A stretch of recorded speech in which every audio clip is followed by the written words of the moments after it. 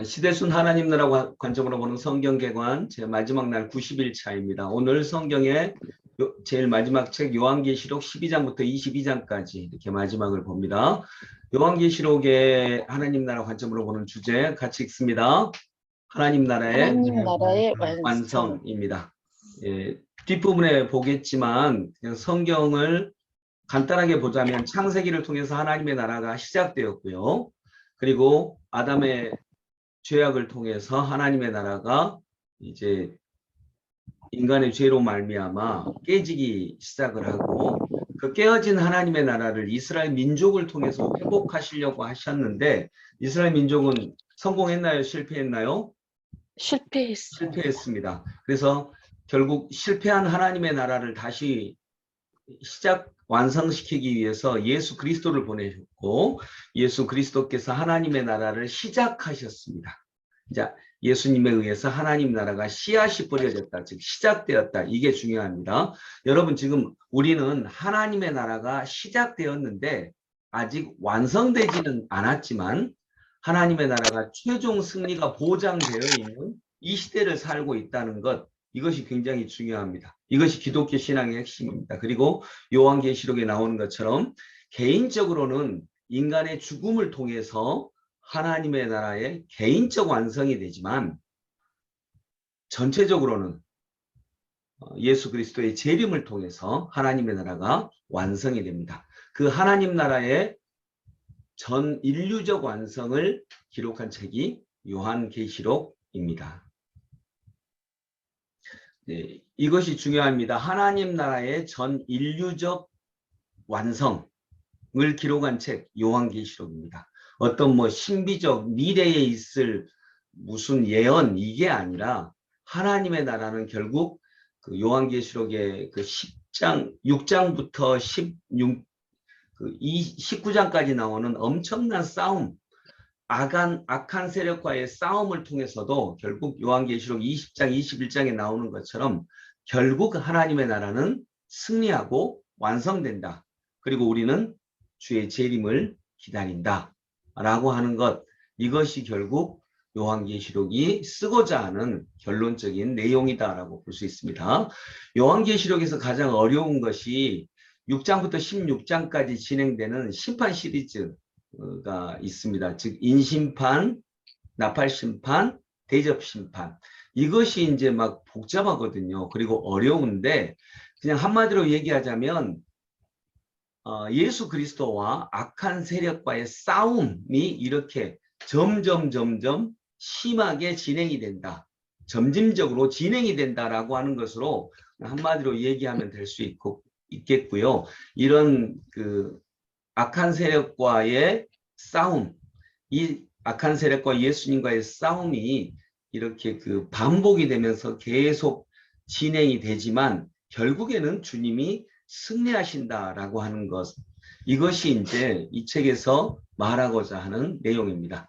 그래서 7 심판 시리즈가 있는데 이게 3번 반복이 되는데 인심판, 첫 번째 심판은 흰말, 붉은말, 검은말, 청황색말, 순교자의 탄원, 천체의 변화, 그리고 삽입이 있습니다. 7장이 삽입입니다. 이런 엄청난 심판 중에서도 하나님은 하나님의 백성들을 지키신다라고 하는 것, 이것이 7장의 내용인데 이게 삽입됩니다. 그리고 인심판의 7번째 심판이 지진, 내성, 음성, 번개, 이렇게 7가지의 심판이 있고요. 이 인심판이 이렇게 열리면서 나팔심판으로 이어집니다. 우박불, 불붙은 큰 산, 횃불같이 타는 큰 산, 해달별, 황충, 네 천사의 전쟁, 그리고 삽입이 또 10장, 천사의 작은 책, 두 증인, 이런 심판 중에서도 하나님은 두루마기를 통해서 구원받은 백성들을 지키시고 그들의 이름을 적어 놓으셨고 마지막에 다시 7번째 나팔 심판이 번개, 음성, 우레지진, 큰 우박으로 진행이 됩니다. 그리고 12장부터 15장까지는 다시 삽입입니다. 두 여자와 용의 싸움, 두 짐승 이야기. 이건 이제 싸움이 굉장히 격렬해진다는 건데 선과 악의 싸움이 격렬해진다는 게 12, 13장인데 14장에서는 그러함에도 불구하고 14만 4천 명, 이 사람들은요 구원받은 숫자입니다. 구원받은 숫자, 이 하나님의 백성들을 의미하는 숫자입니다. 이 하나님의 백성들은 결국 이런 엄청난 싸움, 이 여자와 용의 싸움, 두 짐승의 이야기와 같은 이런 싸움 중에서도 결국 승리하고 하나님의 백성들은 찬양을 드리게 된다라고 하는 것입니다. 싸움 중에도. 그리고 15장은 대접 심판 시작의 징조가 되고요. 마지막 대접 심판이 되는데 땅, 종기, 바다피, 강 바다피, 해, 짐승의 왕자, 큰 강 유브라데, 그리고 번개, 음성, 우레소리의 심판이 이렇게 이어진다라고 하는 것입니다. 이것이 이제 16장까지의 싸움이고요. 그리고 17장, 18장은 7번째 대접 재앙과 그리스도의 재림 사이의 상황이고요. 17장은 음녀의 심판, 18장은 큰 성 바벨론의 심판. 이것이 이제 그 사이의 상황이고, 19장은 이제 이 싸움 재앙 시리즈의 마지막입니다. 큰 음녀 바벨론의 심판으로 대환란이 끝납니다. 그리스도의 재림과 최후 전쟁에 의한 적 그리스도의 멸망이 됩니다. 그리고 결국 예수 그리스도께서 최종 승리하셨다는 거죠. 그리고 20장에서는 천년 왕국이 펼쳐집니다. 21장, 22장은 하나님 나라의 완전한 회복이 이루어집니다. 이렇게 해서 요한계시록이 끝나게 됩니다. 여러분, 그래서 요한계시록이 굉장히 복잡한데 요 6장에서 16장까지, 그 다음에 크게 보면 18장까지가 복잡한 거거든요. 이런 이 시리즈로 구성이 되어 있다라고 하는 것을 기억을 하시고요. 17, 18장은 악한 세력에 대한 심판, 그리고 19장은 대환란이 악한 세력에 대한 심판과 그리스도의 승리로 끝납니다. 그리고 20장, 21장, 22장은 천년왕국과 하나님 나라의 완전한 회복. 이렇게 구성이 되어 있다는 게, 전체 구성을 알면 세세한 부분에 초점을 맞추지 마시고요. 전체 구성을 알면 결국 이 싸움 중에도 예수님께서 승리하시고 하나님 나라의 최종 승리가 펼쳐지는구나, 이렇게 이해하시면 되겠습니다. 여러분, 제가 여러 번 얘기했지만 14만 4천 명의 구원받은 백성들, 이것은 그 당시에 꼭 14만 4천 명만 구원받는다 이런 의미가 아닙니다. 그래서 이단들은 14만 4천 명만 구원받기 때문에 자기들 숫자가, 이단의 숫자가 14만 4천 명이 되기를 막 기다리는데, 그러다가 넘어버리면요, 자기 이단의 숫자가 넘으면 그 중에서도 열심히 한 사람들만 구원받는다. 항상 이렇게 되거든요. 근데 14만 4천 명은요, 상징입니다. 상징. 우리가 말할 때, 야, 수천만 명 모였다라고 할 때 그 숫자를 세워보면 꼭 수천만 명 아니잖아요. 뭐 1000명 모인 것일 수 있고 수만 명 모였을 수도 있죠. 근데 수천만 명 모였다, 이 말은 엄청 많이 모였다, 이제 이런 의미예요. 이것이 14만 4천 명이 그런 의미입니다. 그래서 제가 얘기했듯이 하늘의 완전수가 3, 땅의 완전수가 4, 3 곱하기 4가 12, 12 곱하기 12가 144. 이게 이제 완전수들의 이야기거든요.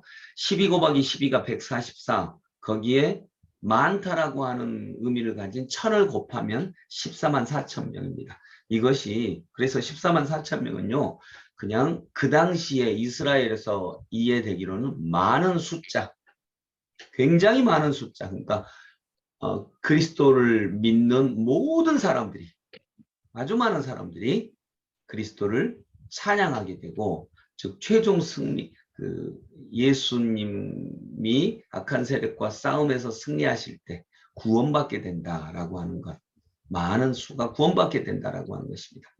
핵심 구절로 본 요한계시록은 어제는 10번까지 봤거든요. 어제 여기까지 봤습니다. 오늘 11번, 결국 하나님은 사탄의 세력을 완전히 멸망시키십니다. 그리고 이 땅은 심판으로 멸망합니다. 이 땅의 권세자들은 하나님의 백성을 그러함에도 불구하고 협박합니다. 동시에 물질과 쾌락으로 하나님 백성을 유혹합니다. 하지만 교회에 주신 약속대로 짐승의 표를 받지 않고, 이 짐승의 표를 막 바코드 이런 거라고 생각하지 마세요. 예전에는 바코드라고 해서 바코드 받지 말라고 했거든요. 바코드 상품은 사지 말라 그랬거든요. 근데 지금 바코드 상품 안 사면 성경책도 바코드로 나옵니다. 그러니까 이런 걸 이렇게 이해를 하시면 너무 안 됩니다. 이 짐승의 표는 악한 세계관이라고 볼 수 있습니다. 이 짐승의 표를 받지 않고 믿음으로 하나님의 계명을 지킨 성도들에게 새하늘과 새 땅이 성취가 됩니다. 새하늘과 새 땅은 하나님이 통치하시는 완성된 하나님의 나라입니다. 이렇게 해서 요약할 수 있겠습니다. 자, 여기 한번 읽어보십니다. 시작. 창세기가 시작의 책이라면 계시록은 완성의 책입니다. 이 완성의 책인데요. 역사의 완성, 즉 역사의 종말은 심판에 있는 것이 아니고 하나님 나라의 회복에 있습니다. 네, 이것이 중요합니다. 그래서 요한계시록을 심판의 책이라고 잘못 이해할 수 있습니다. 물론 심판 이야기가 나옵니다. 그러나 요한계시록의 초점은 악한 세력을 심판한다라고 하는 게 아니라 하나님의 나라가 회복되었고, 그리고 우리가 많이 이야기하는 것처럼 우리가 이 구절은 많이 알고 있죠. 같이 읽어봅니다. 또 내가 새 하늘과 새 땅을 보니 처음 하늘과 처음 땅이 없어졌고 바다도 다시 있지 않더라. 또 내가 보매 거룩한 성 새 예루살렘이 하나님께로부터 하늘에서 내려오니 그 준비한 것이 신부가 남편을 위하여 단장한 것 같더라. 내가 들으니 보좌에서 큰 음성이 나서 이르되 보라 하나님의 장막이 사람들과 함께 있으며 하나님이 그들과 함께 계시리니 그들은 하나님의 백성이 되고 하나님은 친히 그들과 함께 계셔서 모든 눈물을 그 눈에서 닦아주시니 다시는 사망이 없고 애통하는 것이나 곡하는 것이나 아픈 것이 다시 있지 아니하리니 처음 것들이 다 지나갔음이러라. 아멘. 요한계시록은 회복의 책입니다. 승리의 책이고 회복의 책이고 완성의 책입니다. 심판의 책이 아닙니다. 심판을 강조하려고 하는 게 아닙니다. 요한계시록은 회복과 승리와 완성을 강조합니다. 자, 같이 읽어볼까요? 하나님 나라의 최종 승리가 보장되어 있습니다. 이제 우리의 믿음은 예수님이 다시 오시는 재림에 초점을 맞추고 그날까지 이 땅이 하나님의 나라를 이루어가는 새 이스라엘로서 세상의 가치관을 따르지 않는 삶을 살아가야 할 것입니다. 아멘. 자, 성경의 제일 마지막 구절입니다. 성경의 첫 번째 구절은 태초에 하나님이 천지를 창조하시니라 이건데 성경의 제일 마지막 구절 같이 읽습니다. 이것들을 증언하시니가 이르시되 내가 진실로 속히 오리라 하시거늘 아멘. 주여 오시옵소서. 주 예수의 은혜가 모든 자들에게 있을지어다. 아멘. 네, 이것이 성경의 제일 마지막 책입니다. 즉 주 예수여 오시옵소서. 예수님이 오실 때 완전한 하나님의 나라가 완성이 됩니다. 이제 최종 승리가 이렇게 악의 세력과의 싸움에서 다 이기고 나서 믿음을 지켰던, 구체적으로는 초대교회 박해 아래서도 믿음을 지켰던 모든 신실한 성도들에게 모든 눈물을 그 눈에서 닦아주시고 사망도 없고 애통하는 것도 없고 곡하는 것이나 아픈 것이 다시 있지 않고 처음 것들이 다 지나가고 새하늘 새 땅이 이루어지는 이런 은혜를 우리에게 약속해 주시고 그리고 이제 주 예수님이 오시기를 요청을 하고 있는 것입니다. 하나님의 나라가 선함이 승리했으니까요. 주 예수님 오시옵소서. 주의 은혜가 모든 자들에게 있을지어다 하면서 최종 승리, 주님의 재림을 완전히 기다리고 있는 승리의 책, 이것이 요한계시록입니다. 그래서 요한계시록을 일단은요, 심판의 책으로 또 어떤 놀라운 미래를 예언하는 책으로 이렇게 보지 마시고요. 하나님의 나라가 결국 최종 승리하고 완성된 책, 그리고 승리가 보장되고 회복하시는 책, 이런 승리의 약속으로 믿으시기를 바랍니다. 이렇게 해야 요한계시록을 오해하지 않습니다. 자, 요한계시록을 그냥 이렇게 정리하면요. 서론, 본론, 결론으로 나눌 수 있습니다. 근데 여기 있는 본론을 다시 정리합니다. 그러면 예수 그리스도에 대한 7교회의 편지, 이건 현실적 교회입니다. 현실에서 고난을 받고 있는 교회에 지금 현재 너희들이 박해를 받고 있지만 이 세상은 하나님의 심판이 임할 것이다. 3가지 재앙으로 성전에 대한 환상이 있고요. 7인, 7나팔, 7대접에 대한 심판이 있을 것이다. 그리고 이 심판 다음에 바벨론의 심판과 성도의 구원이 완전하게 이루어집니다. 즉 악한 것은 심판받고 그리스도의 최종 승리가 약속되고 그리고 그 예수 그리스도로 인한 성도의 구원이 약속되었습니다. 이게 본론입니다. 그리고 이제 결론은 예수님 완벽한 승리 위에 다시 주님이 이제 승리가 되었으니 주님을 초대하고 주님이 오시기를 간구하는 거죠. 그때에야 완벽한 하나님의 나라가 이루어지니까요. 그래서 최종적으로는 우리는 최종 승리가 보장이 되어 있습니다. 여러분, 자, 성경을 이렇게 보면요. 성경을 요약한 것입니다. 인간의 죄악으로 창조된 하나님의 나라를 죄로 인해서 그러니까 하나님의 창조로 창조된 하나님의 나라를요, 인간의 죄악으로 잃어버렸습니다. 그러나 예수 그리스도의 구속으로 하나님의 나라는 시작되었습니다. 여러분, 이 말을 꼭 기억해야 됩니다. 예수님 때에 하나님의 나라가 시작됐다. 이걸 모르는 그리스도인들이 너무 많아요. 하나님의 나라는 시작됐습니다. 그리고 영적 싸움을 통해 악을 최종적으로 무찌르고 하나님의 나라가 온전히 회복될 것입니다. 이것이 창세기부터 요한계시록까지의 요약입니다. 하나님 나라 관점으로 보는 요약. 그 중에 제일 중요한 건 예수님의 때에 하나님의 나라가 시작되었다. 그래서 하나님의 나라는 점점 확장되어 가고 있어요.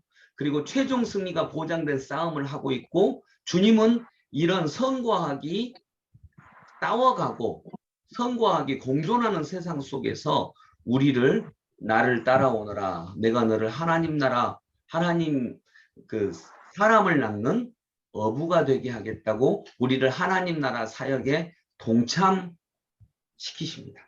우리가 그럴 존재가 아니거든요. 근데 감격스럽게도 너 나하고 같이 일하자 라고 우리를 부르신다는 거예요.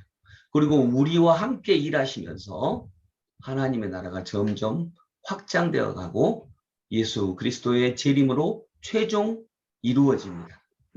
요한계시록은 그런 영적 싸움을 요약해서 말하고 있는 것입니다. 그래서 여러분, 예수 그리스도께서 하나님 나라의 사역을 위해 우리를 부르세요. 그러니까 우리가 잘못하면요, 야, 우리가 일 안 하면 진짜 하나님 나라는 이루어지지 않아 오해하는 것입니다. 하나님의 나라는 장엄하게 면면이 흐르고 있습니다. 그리고 결국 예수님이 성령님을 통해서 지금 예수님이 일하고 계시는 거예요. 우리 한 사람 거기 동참하고 안 하고가 큰 의미가 있을까요? 없을까요?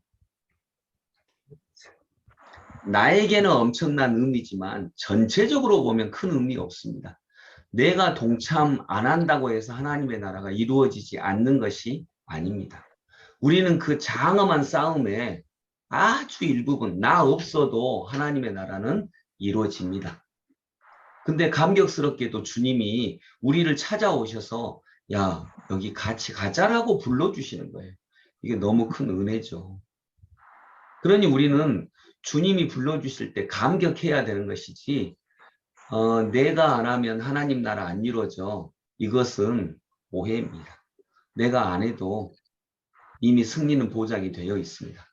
우리는 그 거룩한 싸움에 주님이 우리를 나 없어도 되는데 주님이 우리를 끼워주시는 겁니다. 같이 하자고. 끼워주시는 거예요. 그것이 은혜이며 선택이며 은총입니다. 그래서 그런 은혜의 감격이 우리 안에 있기를 원합니다. 여러분 이제 90일 과정이 마쳤고요. 여러분 그동안 수고하셨습니다. 감사합니다. 네, 수고하셨습니다. 감사합니다. 우리 오늘 찬양은 359장 천성을 향해 가는 성도들아.